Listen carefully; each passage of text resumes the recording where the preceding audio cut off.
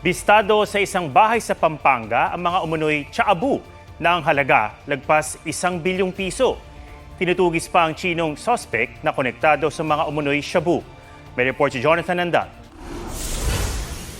Sa isang abandonadong bahay sa Angeles City, Pampanga, nabisto ng PIDEA ang pinakamalaking huli nila ngayong taon, 155 kilos ng hinihinalang shabu. Ang halaga mahigit 1 bilyong piso. Wala ho tayong nahuli doon dahil nung time na in-implement po natin yung search, hindi po lumitaw yung subject po natin search warrant.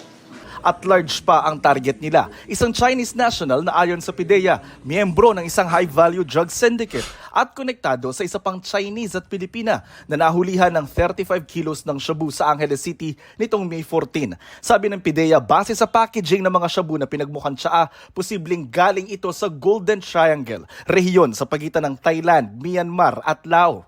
Natalamak ang drug trade. We are looking into the possibility na dinaan yan through backdoor channels. Kasi nga naman, based on the profile nung mga nakuha nating droga, most likely nanggaling ito dun sa ating tinatawag na Golden Triangle.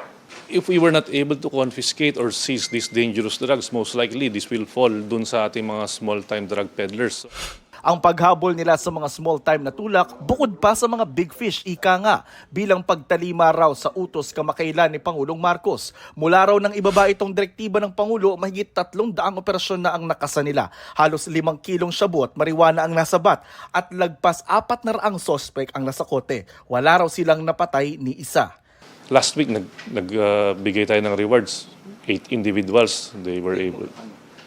4 doon, nakakuha ng 2 million pesos each. Kung meron man silang may turo, successful yung operation, depende sa quantity and quality, they will receive rewards from PIDEA. Jonathan Andal, nagbabalita para sa GMA Integrated News.